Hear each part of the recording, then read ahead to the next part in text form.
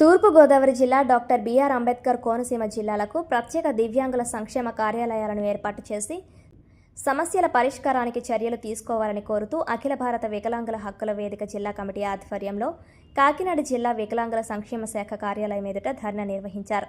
ఈ సందర్భంగా అఖిల భారత వికలాంగుల హక్కుల వేదిక ఉమ్మడి జిల్లా అధ్యక్షుడు పలివెల రాజు, రాష్ట్ర ప్రధాన కార్యదర్శి ఖండవల్లి భరత్ కుమార్, జాతీయ కార్యదర్శి ముత్యాల పోసి కుమార్లు మాట్లాడుతూ ఇటీవల ప్రకటించిన బ్యాక్లాగ్ ఉద్యోగాల భర్తీ విషయంలో శారీరక దివ్యాంగులకు తీవ్ర అన్యాయం జరిగిందని ఆవేదన వ్యక్తం చేశారు.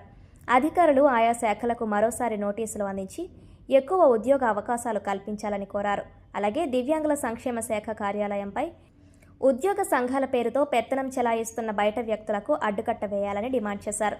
తక్షణమే దివ్యాంగుల సమస్యల పరిష్కారానికి చర్యలు చేపట్టాలని, లేకుంటే ఉద్యమాలను ఉధృతం చేస్తామని హెచ్చరించారు. ఈ కార్యక్రమంలో వికలాంగుల హక్కుల వేదిక జిల్లా ఉపాధ్యక్షులు ర్యాలీ సత్యనారాయణ, ప్రధాన కార్యదర్శి ఫకీర్, జిల్లా మహిళా అధ్యక్షురాలు సత్యవతి, జిల్లా బదురుల సంఘం నాయకులు శివ, దివ్యాంగ సంఘ నాయకులు బొంగా సత్యబాబు, ప్రసాద్, సూరిబాబు తదితరులు పాల్గొన్నారు. నా పేరు ముత్యాల పోస్ కుమార్. నేను వికలాంగుల హక్కుల వేదిక జాతీయ కార్యదర్శిగా వర్క్ చేస్తున్నాం.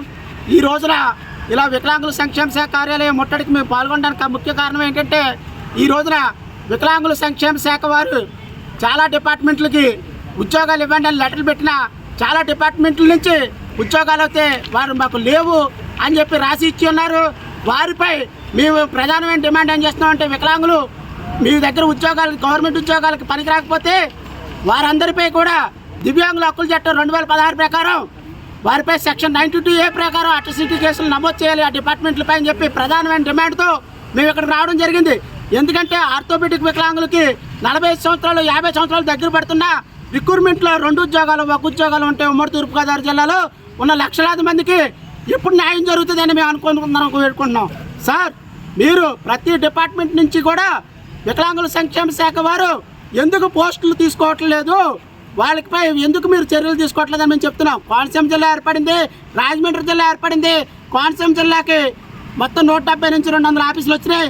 రాజమండ్రికి 200 నుంచి 300 ఆఫీసులు వచ్చినాయి. కానీ వాళ్ళ దగ్గర ఉద్యోగాలు ఎందుకు లేవు?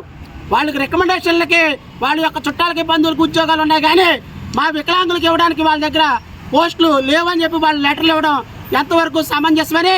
అలాగే మాకు చాలా అన్యాయం జరిగింది. మాకు ఇక్కడ వయసులు అయిపోతున్నాయి. మీరు ఎప్పుడు ఉద్యోగాలు తెస్తారు, మాకు ఎప్పుడు ఉద్యోగాలు ఇస్తారు, ఎప్పుడు మేము మా కుటుంబాలతో బతుకుతామని చెప్పి తెలియజేసుకుంటూ ఈ రోజున ఈ ఉద్యమం ఇక్కడితో ఆగదు. ఇప్పటికైనా సరే మాకు ఉద్యోగాలు ఇవ్వని అధికారులపై మీరు అట్రాసిటీ కేసులు నమోదు చేయించండి, లేకపోతే వాళ్ళ కార్యాలయం వద్ద మేము భిక్షాటన చేస్తాం. మేము అందరం కూడా మా కుటుంబాలతో వచ్చి ఏడీ ఆఫీస్ దగ్గర ఆత్మాహుతి చేసుకోవడం తప్ప మాకు ఇంకా మార్గం లేదని ఈ సభాముఖంగా మీ అందరికి ముందుగా తెలియజేసుకుంటాం. ఖండవల్లి భరత్ కుమార్.